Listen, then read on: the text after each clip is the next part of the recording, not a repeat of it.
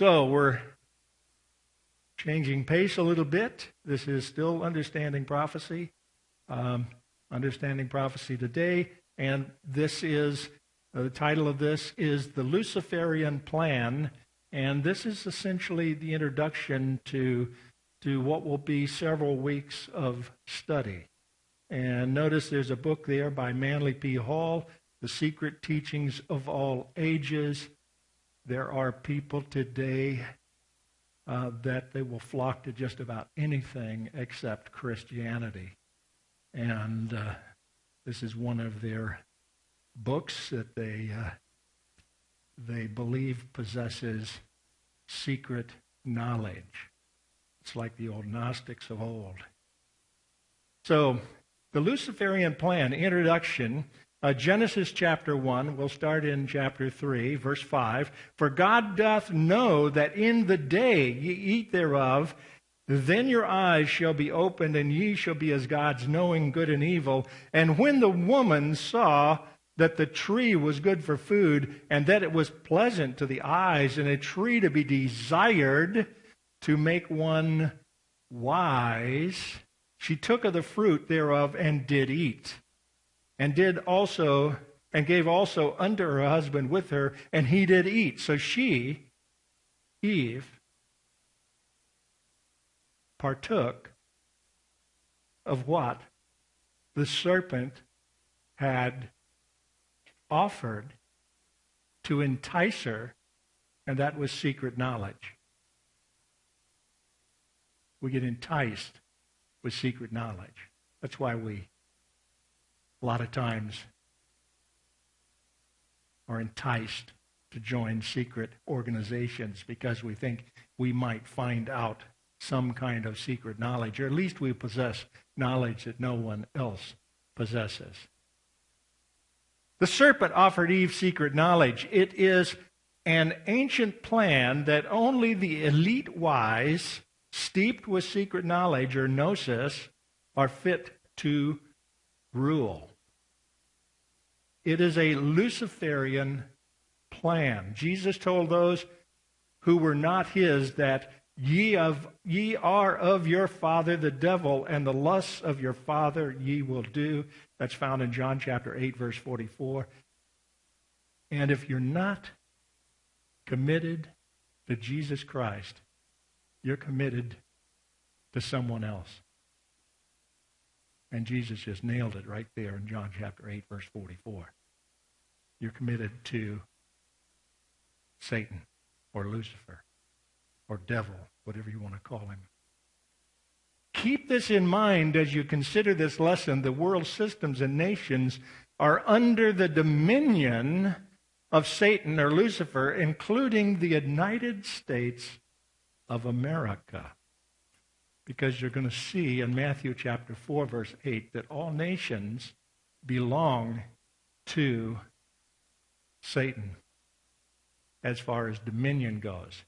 God is still sovereign, but let me begin in Matthew chapter 4, verse 8, and we'll see that. Again, the devil taketh him, Jesus, up into an exceeding high mountain, and showeth him all the kingdoms of the world, and the glory of them, and saith unto him, all these things will I give thee, if thou wilt fall down and worship me. Then saith Jesus unto him, get thee hence, Satan, for it is written, thou shalt worship the Lord thy God, and him only shalt thou serve. Notice that Jesus did not say that Satan had no right to offer the kingdoms of the world. He had every right to offer the kingdoms of the world. Jesus never corrected him because it was true. Satan had usurped dominion in the Garden of Eden from Adam. And you can see that clearly in Genesis chapter 1, verse 26, and verse 28 also, where dominion, God lays out the fact that Adam should have dominion. In Genesis chapter 9:1, we find that when Moses was given the same instructions that Adam was given as to how to work under his system, dominion no longer was mentioned. So therefore, somewhere between the time of the creation and the flood, dominion was lost.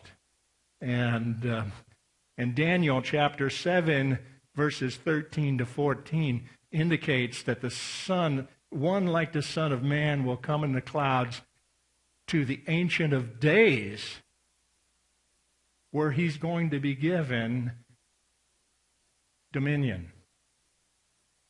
So Jesus Christ is the one who will recover the lost dominion of Adam. Now, we do not accuse, this is important to understand, we do not accuse all those that are considered wealthy or powerful to be knowingly following Lucifer, but there are those that do, whether wealthy or not. Secret societies such as Freemasonry, particularly at the higher levels, promote a religion offering secret knowledge that is sometimes called Illuminism, which is demonstrably Luciferianism. And we'll see that as we go through this.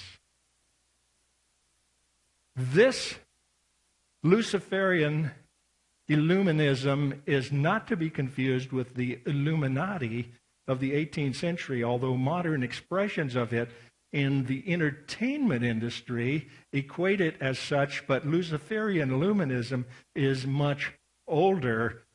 And you can see that there's Jay-Z there giving the sign of the eye in the pyramid, which is a Luciferian symbol that most of the entertainment personalities exhibit on stage. Beyonce did that at the Super Bowl last year.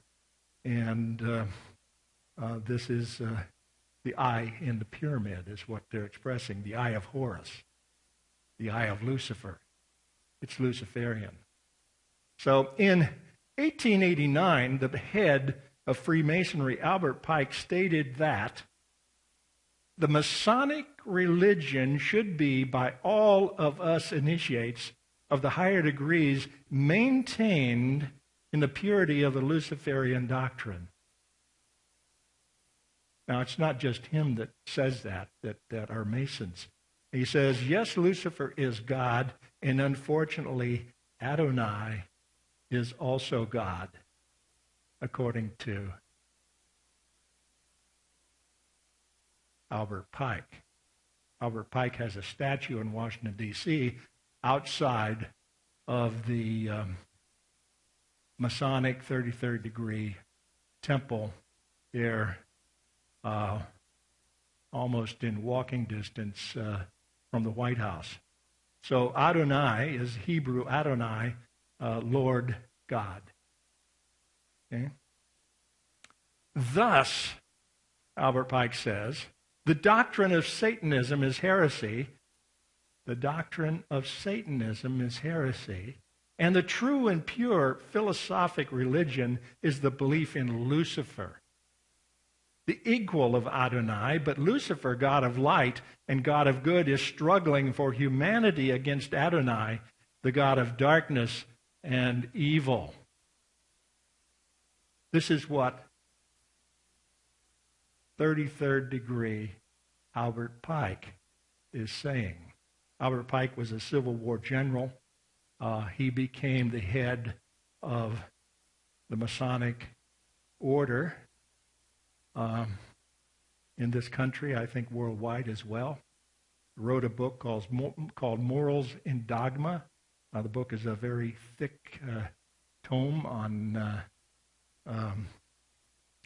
the higher orders of Freemasonry. Now, understanding Freemasonry is complicated by the fact that differing interpretations may be given in their references to suit either the Christian or non-Christian. So if you get sucked into Freemasonry, you may get sucked into an alternate explanation for some of the things that they may tell you. So they're very deceptive. They say they intentionally mislead the initiates of the lesser degrees, and they add knowledge as they progress. So they are deceptive in what they do. This is admitted to in the 1976 book Speculative Craft Masonry by British Mason Colin F.W. Dreyer. He says, adding to the deception is that there is an inner doctrine known to the many and an outer doctrine known to the few. So there is knowledge that is, I think I've got that wrong. I think that should be inner doctrine known to the few and an outer doctrine known to the many. That's the way that slide should read, but I think you get the point. The Luciferian nature of Freemasonry is described by 33rd degree Freemason Manly P. Hall in his book, The Lost Keys of Freemasonry. Now, Manly Hall now you only get to be a 33rd degree Freemason by invitation only. If you're high political mucky-muck or intellectual or what have you, somebody of a particular interest or used to the Masonic order, they might confer upon you, if you're that type of person, the 33rd degree. And so he wrote a number of books.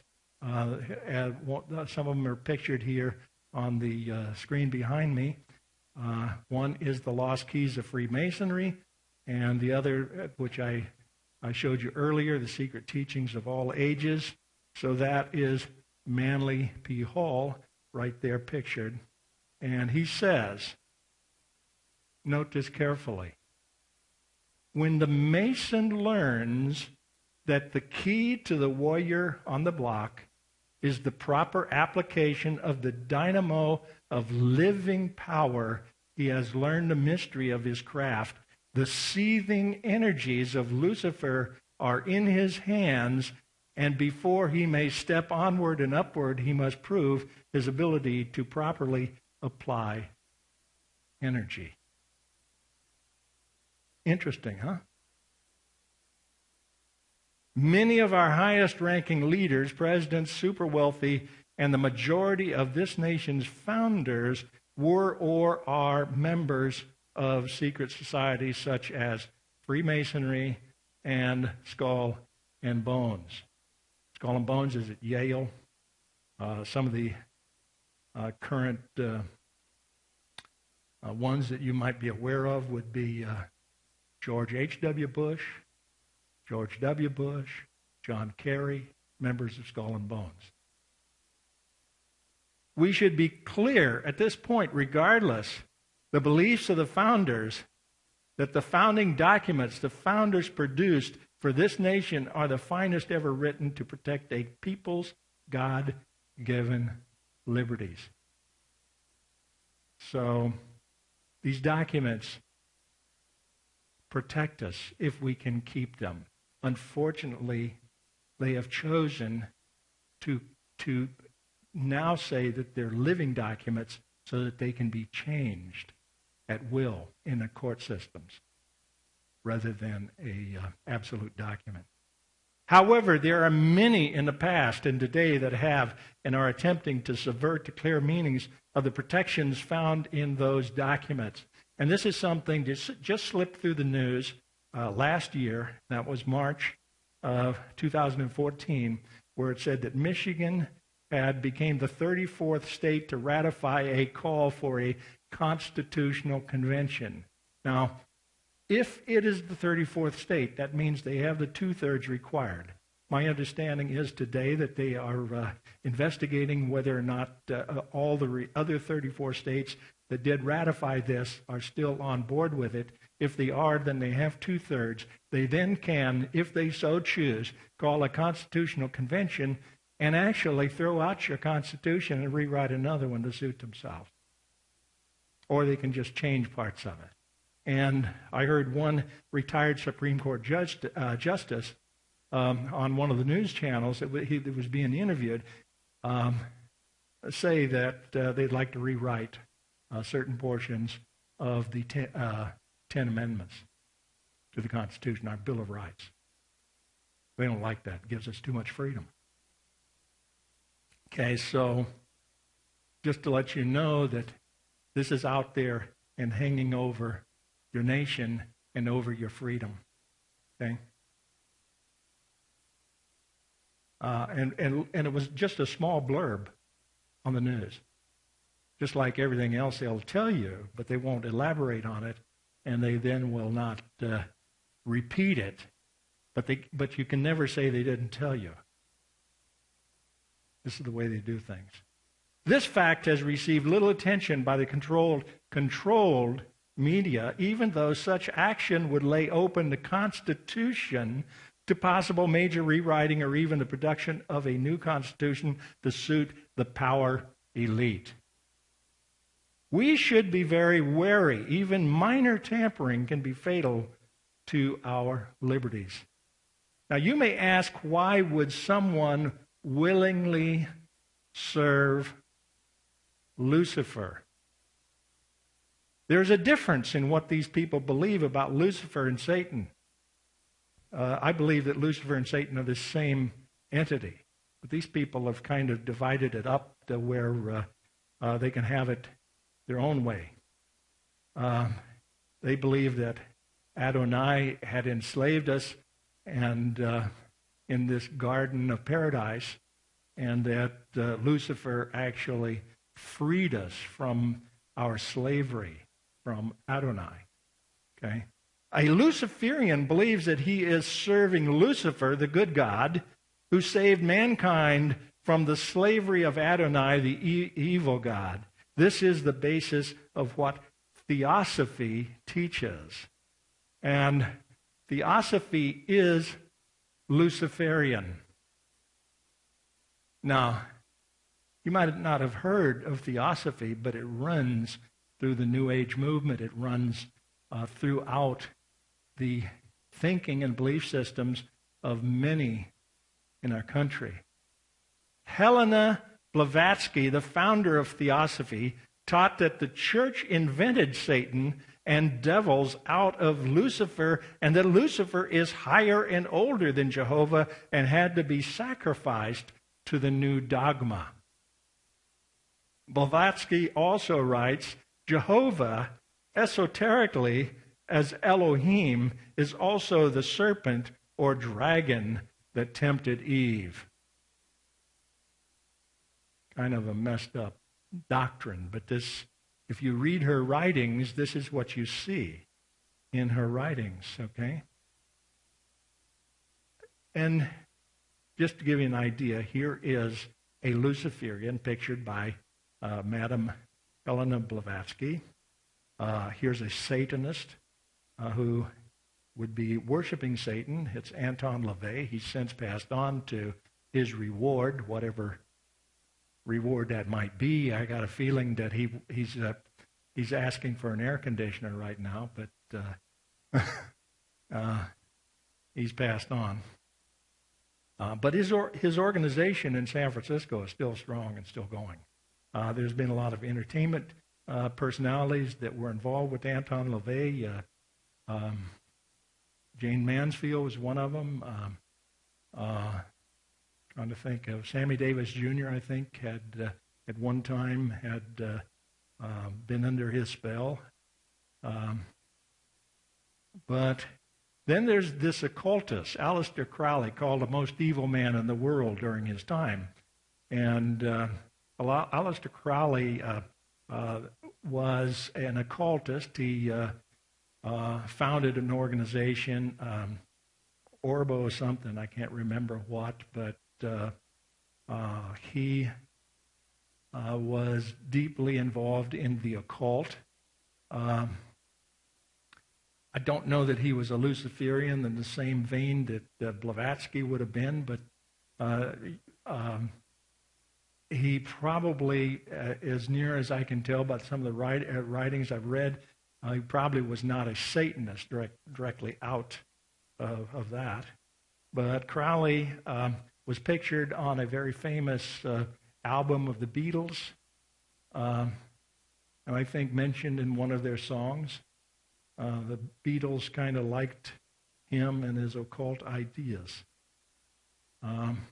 That's what the music was all about those days, and these days is occultism. So the Luciferian believes he is serving the good God. Luciferian believes he's serving the good God. In contrast, the Satanist knows that he is serving evil. The truth is that Lucifer and Satan are one and the same. There are those that do choose to knowingly follow and worship Satan. Probably some, if not many, are in high positions. Now, the Illuminati is believed to refer to the Illuminati founded by Adam Weishaupt in 1776. Note the date, 1776. But the Luciferian Illuminati is much older than that. The Illuminati are tied directly through Masonry to the Sun and Isis cults of ancient Egypt. Other groups identified as Illuminati are the Alumbrados of Spain, circa 1492, 1623, and the Order of Assassins, which is in the Middle East there.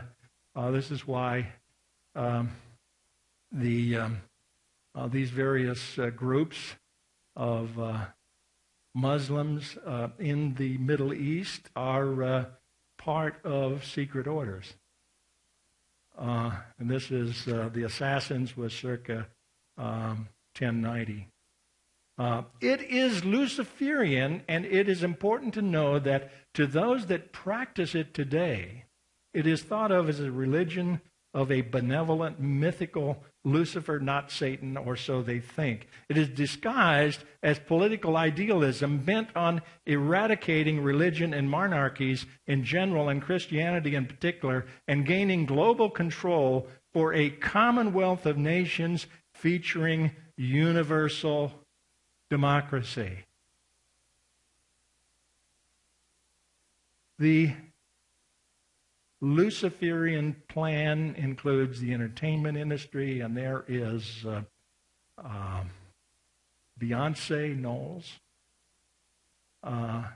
In her alter ego, she is called Sasha Fierce.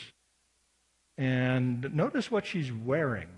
I mean, this is only just one illustration I could give you of the bizarre things that these people wear, but Beyonce at this point is wearing a costume with a Baphomet or satanic Baphomet design. And you can see the Baphomet over on that symbol there, and then look back at her clothing, and you can see that that's exactly what she's wearing. She's wearing a goat head representing Satan. It's a satanic influence. Now, Giuseppe Mazzini, head of Italian Freemasonry, issued a letter to Albert Pike in 1871 that, when accomplished, would rid the world of Christianity and bring the world under the illuminated dictatorship of Luciferianism. And this is what they're doing today. Don't you see that? Do you see that? That's what they're doing today. Trying to rid the world of fundamentalism in every aspect of it, including Christianity. And those that are trying to mold the world in their own image are following an ancient plan devised by an insane angel in order to dethrone God. That's their purpose. Notice that this ancient plan is carried out by corrupting the minds of those who claim to be followers of Jesus Christ, mixing the leaven of false religion with the pure word of God to deceive the entire world as Christianity is weakened and destroyed. This is accomplished through false teachers and preachers, education, entertainment, and corrupt music. They are corrupting the minds of your children to eliminate Jesus Christ. That's what they're doing. They're going to bring on their own Luciferian, satanic utopia without having to answer for their sins. However, God is following a master plan, God himself, more ancient than theirs, which will never be defeated. We must do all to remain attached and faithful to the only one that saved, Jesus Christ our Lord. So, building world democracy. Genesis 11, verse 4, and they said, "Go to, let us build us a city and a tower whose top may reach unto heaven, and let us make us a name, lest we be scattered abroad upon the face of the whole earth." It's an ancient plan. It's a Luciferian satanic plan. The ancient plan continues today as the world is prepared for the finishing touches of the global New World Order. Now look. You recognize this guy? Mikhail Gorbachev.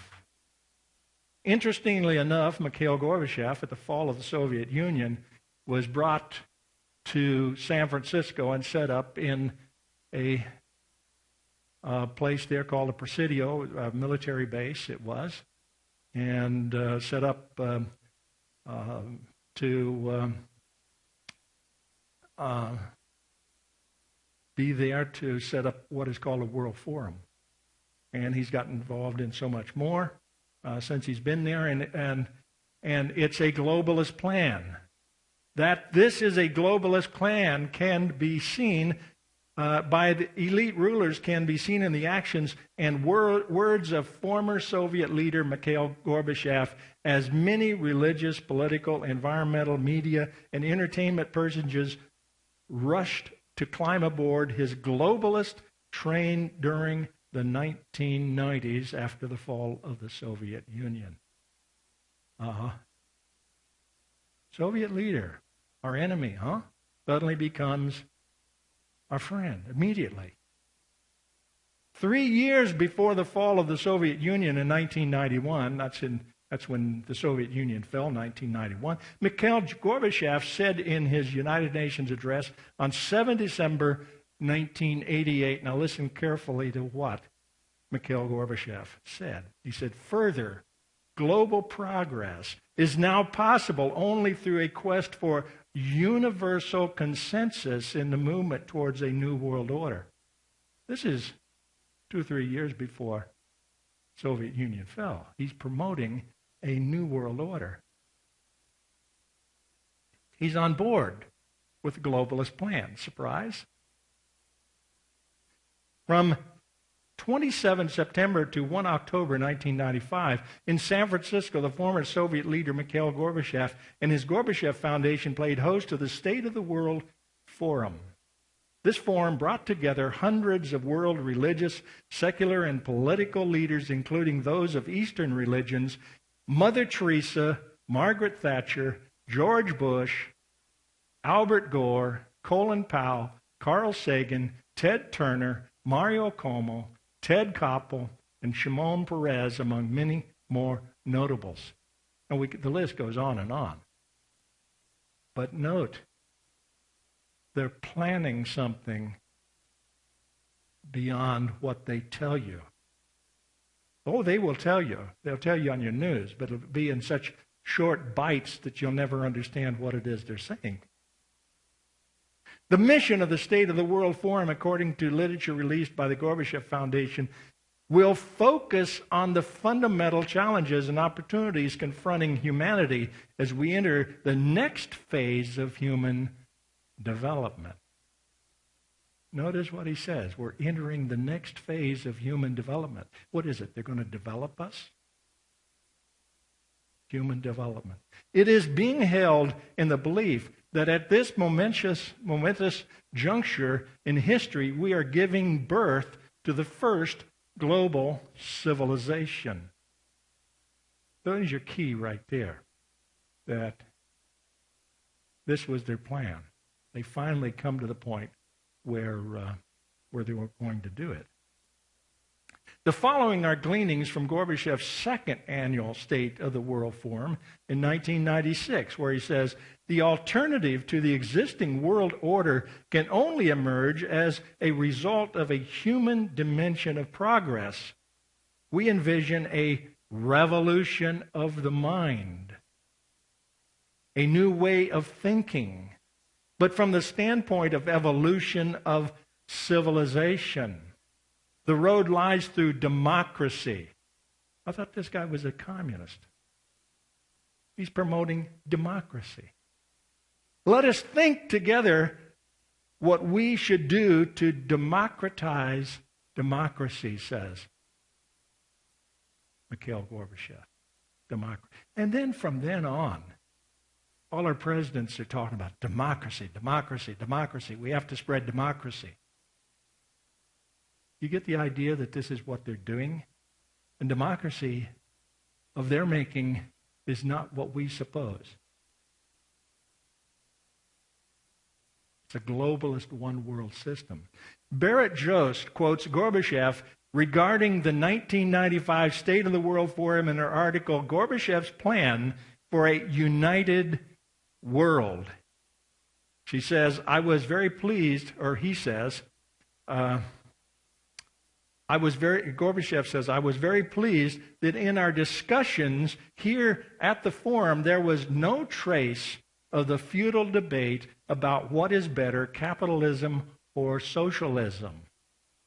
We should think, or we should seek, a synthesis of ideas and values and that have proven their viability. So, we're looking for a social democracy, a socialist democracy, a synthesis of socialism or communism and democracy. That's essentially what Gorbachev is saying. So Barrett Jost comments in her 1996 article, The State of the World According to Gorbachev, where she says, in reality, Gorbachev's version of democracy looks more like the Soviet People's Government than the American Constitutional Republic. It would force everyone into community dialogues using the manipulative dialectic or consensus process birthed by German philosopher George Hegel and embraced by Karl Marx. This strategy for managing discussions and blending beliefs would achieve this goal of harmonizing the interests of all nations, peoples, and civilizations. This sounds very much to me like they're applying total quality management principles to governments. Building world democracy. There's George Hegel, and there's Karl Marx. If you go back and you look, that Barrett Jost mentions the manipulative dialectics or consensus process birthed by these two people. And there they are. But now notice one other thing. There is a cartoon. This cartoon was was drawn for the St. Louis Post-Dispatch in 1911 by Robert Miner. And notice it is Wall Street. It's depicting Wall Street. And they're greeting Karl Marx, the founder, if you will, or codification of communism, writing the Communist Manifesto. So he had economic ideas. Now, we would think, from our perspective, that communism is opposed to capitalism, wouldn't you think? Yet, they're saying delighted. That's the depiction there at the top of the caption at the top of the screen there. And these are representatives of all of the Wall Street dignitaries, including the progressive Teddy Roosevelt amongst them, and John D. Rockefeller, and I think there's Andrew Carnegie there, all greeting Karl Marx and saying delighted. So, what is it they like about communism? that they like it so much in our capitalist system. We need to realize that the comments of Gorbachev beginning in 1988, before the Soviet Union fall, give the appearance of following a formal plan or script. So beware of the form of democracy proposed for the world, which some call the New World Order. It is a blend of democracy and socialism. Whatever is happening, the world appears headed toward a one-world government and a one-world religion as prophesied. Revelation chapter 13, verse 15. And he had power to give life unto the image of the beast, and the image of the beast should both speak, and cause that as many as would not worship the image of the beast should be killed. And he causeth all, both small and great, rich and poor, free and bond, to receive a mark in their right hand or in their foreheads, and that no man might buy or sell save he that had the mark, or the name of the beast, or the number of his name. You might ask, how could this happen? The foundation is already here. The work is already in progress. Notice how the reverse side of the Great Seal, put on our dollar bill by 32nd degree Freemason Franklin Roosevelt in 1935. Now, he was not the one who created the Great Seal.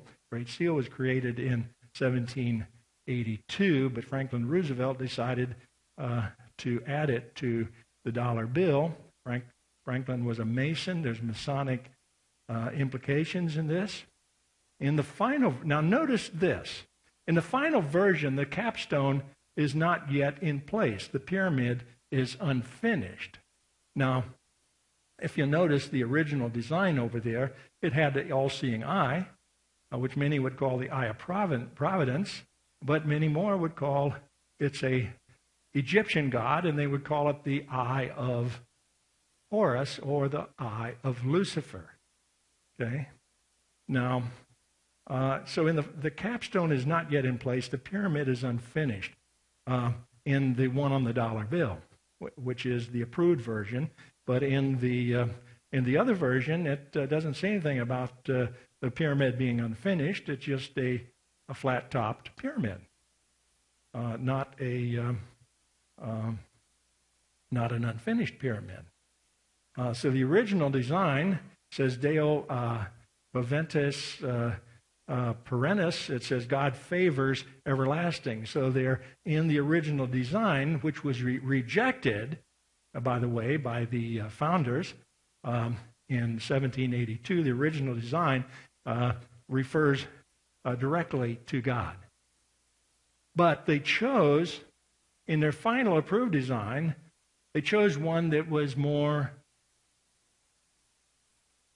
not directly representing God, although they would say it represents the all-seeing eye might represent divine providence, but they don't say that. What they say is annuit coeptus novus ordo seclorum, and what it says is he approves our undertaking new secular order, and they lead everybody to assume that that represents God. I think it's open to debate as whether it represents God or what God it might represent. The New World Order.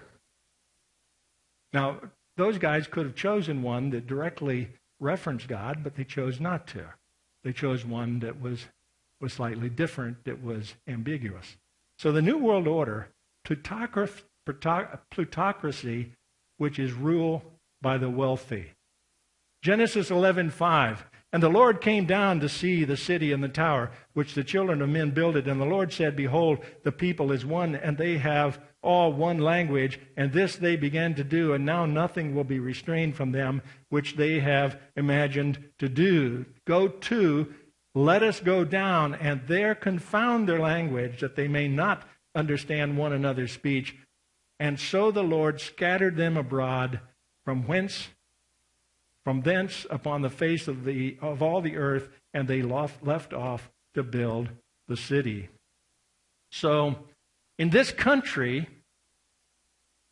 Since 1913, in nearly all other countries in the world, there exists a central banking system, Federal Reserve in the USA, that is privately owned by international banking families. Did you know that it was privately owned by international banking families? The Federal Reserve is not subject to audit of their system. They can create money from nothing and loan it out at interest. They can create money from nothing and loan it out at interest. There is no risk involved, since it is the taxpayers, which through the income tax, that guarantee the payment of the interest. Did you know your income tax was designed as a guarantee to the Federal Reserve to guarantee the payment of interest on any money that they might create out of nothing? What a deal that one is. I'd like to be able to run a printing press and create some money out of nothing and have people accept it. Or even give me interest on it if I loan it to them. So the income tax and the Federal Reserve were created in the same year. How interesting that they were created in the same year. This system assures that governments can borrow all the money needed to fight their wars. All they got to do is go the printing press. 10 years down the line, inflation hits, and you pay the bill. It became a tax on you, and you didn't even know it, because the kick in of inflation didn't happen right away. It happened downstream a little bit further. So the debt created by this system can never be paid back, because all the money in existence would simply disappear, because they never create the money necessary to pay the interest. So if you wonder why the federal debt keeps growing, that is your answer. It can't be paid back. Meanwhile, the increasing interest debt owed the Federal Reserve continues to grow at staggering rates. The interest owed the Federal Reserve exceeds the amount of the money money loaned. Therefore, there can never be enough money in circulation to pay off the debt plus interest. Assuming the interest is 10%, if the bank creates $100, it expects to be paid back the $100 plus $10 per year. Where does the extra $10 come from? Hint, the national debt. Eventually, the bank will own everything. If you attempt to pay off the national debt, all the money in existence, everything in your wallet will end up being nothing, and it will all disappear in the inkwell of the Federal Reserve System. We are founded as a republic, but we are now called a democracy, yet are we? S. Douglas Woodward believes that fascism is rampant in America today. Consider Woodward's description of fascism and see if it does not apply to America in our time. Fascism is a governing ideology in which the state and corporate powers conspire together to rig the games of government and business in favor of the wealthy. Woodward continues. In the process, the people lose their voice, becoming victims of corporate greed and governmental excess. Megacorporations benefit from laws enacted to protect their market opportunity and preserve their wealth. Politicians benefit from corporate favors, donations, boondoggles, which is wasteful products. You ever heard of a politician coming up with a wasteful project? It normally puts money in their pockets. And strengthening of their political stature. There exists a natural symbiosis between business and government. So they kind of feed on each other. While government intends to facilitate as well as regulate business, all too often its actions favor those who lobby it most, resulting in more facilitation and less regulation, primarily because the former pays better. Is the government working for you and me? Again, Woodward defines fascism as a governmental order when business and government so closely combine that the people become servants of the state and exist for the good of the collective. Individual liberties are sacrificed in the name of shared economic prosperity. To underscore this point, we must acknowledge that while remaining heavily tilted in favor of the wealthy, fascism is nevertheless a compelling substitute for communism. So we're going towards what is termed a substitute for communism. I believe that we're in fascism as we speak in this country today. Jonah Goldberg defines fascism partly as totalitarian in that it views everything as political and holds that any action by the state is justified to achieve the common good. It takes responsibility. Listen to this carefully. It takes responsibility for all aspects of life, including our health and well-being, and seeks to impose uniformity of thought and action, whether by force or through regulation and social pressure. That's fascism. We must consider that we are already a fascist country if we believe that big business controls government through relentless lobbying of lawmakers and various ways of patronizing powerful politicians. It appears that the government serves the interest of the corporations and the wealthy rather than the people that elect them. Government serves the interest of the corporations and the wealthy rather than the people that elected them. It matters little which party is in charge, and it matters little which candidate you vote for. Let that one sink in for a few minutes. Money is a root of power.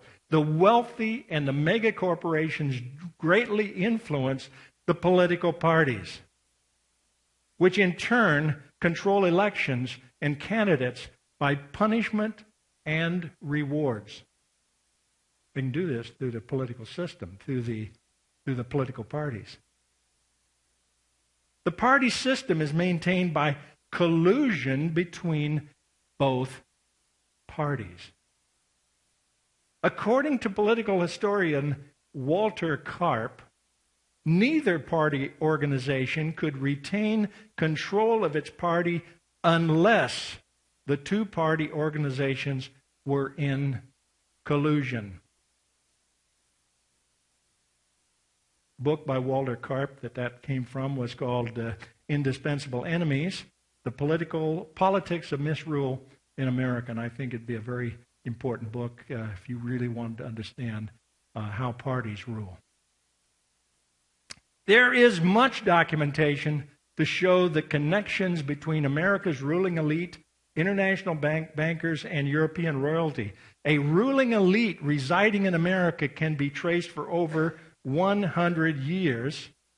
They control the various means of communication that assures that their story cannot be reliably told in textbooks, radio, or television. You don't hear about the people that are the ruling elite because they control the textbooks. No more than 6 corporations today control the flow of information to the public. How comforting is that? Back in the 80s, there was at least 50 individual corporations that control the flow of information, but now it's reduced down to 6. These corporate leaders belong to elite groups managed and controlled by secret organizations such as the Council on Foreign Relations, Skull and Bones, the Bilderbergers, which in turn were formed by the elite themselves for their own purposes and ideologies. Try to join one of those groups. Even if you had enough money, do you think they're going to let you in? Many researchers believe that secret societies of organizations were central to the founding of the United States, America's founding. Now let's take a look at this. Hebrews 11:10, for he looked for a city which hath foundations, whose builder and maker is God. Despite men such as Glenn Beck and David Barton and much of the evangelical church, America is not a Christian nation and never was. Now, calm down now and let me explain. Even though the people generally were fundamentally Christian, and the foundational laws were written with Christian morality in mind. Okay? If you're going to govern a Christian people, then you need to come up with Christian laws to govern them.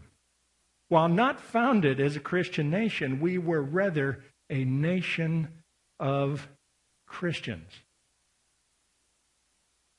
That we are now a nation of Christians is difficult to claim today.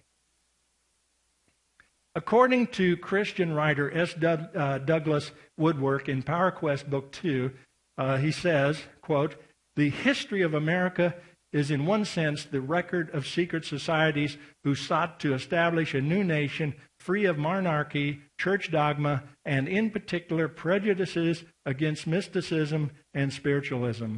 Woodward again writes, because of the Enlightenment and the influence of secret societies, reason rather than religion was exalted to a preeminent place in the revolutions of the 18th century.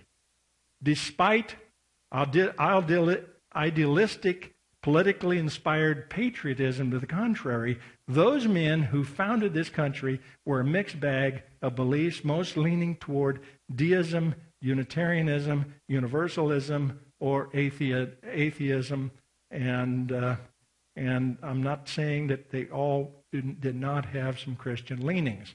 What I'm saying is that many of these founders would not be Christian in the same way that you and I would think of as Christian. The people they were to govern were generally Christian from the roots of those Christians of Plymouth Rock seeking freedom of worship. To govern such people, the form of governance had to be at least include Christian morality and principles. The founders themselves were schooled in European Enlightenment ideas, but most did express their admiration for the morality teachings of Jesus Christ. If you read the documents of the Founding Fathers, they did, while not professing necessarily their Christianity, they did, on occasion, express the admiration for the morality teachings of Jesus Christ. Okay? Patriotism, as practiced in this country, has become something akin to idol worship. It is patriotism that blinds the minds of those that are enslaved by the elite world system. Patriotism as an idol helps maintain the myth that the government is good and has our best interest at heart. Recently, we have seen one government institution, the Internal Revenue Service, used as a weapon against political enemies of the party in power. Seeking the truth concerning the faith of our founders should not be construed as anti-nationalistic or anti-patriotic. We should realistically accept that these men were fallible men just like us and with an agenda. A patriotic love of the land of your birth is not wrong in or of itself. That we stand ready to defend our country and system is admirable. What is wrong is to entertain a mythological idealism that sees our founders as larger than life in a form that views the land and founders as idols, and that we are ready to follow our leaders in whatever venture or war in which they lead us blindly and without question, because America is always good and God is always on our side. We tend to generally see our Constitution in an almost reverential awe and consider our form of government to be, without question, the best. We generally have been led to believe that our justice system protects the rights of the people. Realistically, we have seen in practice a justice system that provides immunity for the rich, powerful, particularly those in high places, but prosecutes the poor and unimportant to the fullest extent of the law. In this regard, we have seen our prison population explode as this nation has become a prison state with the highest rate of incarceration than any other nation, including China and Russia. This is all verifiable, by the way. The privatization of prisons has made prisons big business with lucrative contracts issued by the government. We have many prisons today that are privatized. They're run as corporations. And they lobby the government for stiffer penalties so that they can keep prisoners incarcerated longer. The private industry thus created has formed a lobby to see to it that stiffer sentencing laws are passed and maintained in order to maximize profits. If the cost of justice is so prohibitive that the poor citizen cannot properly defend himself against ever harsher penalties for minor infractions, while the wealthier criminal gets a pass or a light sentence because of class or ability to hire expensive lawyers, then is justice served if only the wealthy can afford it. Then who can afford justice, and who is justice for? We should rather ask ourselves, who does the government truly serve? We are not advocating that criminals, petty or otherwise, should not be punished, but justice should be equal and fair for all, independent of class or wealth.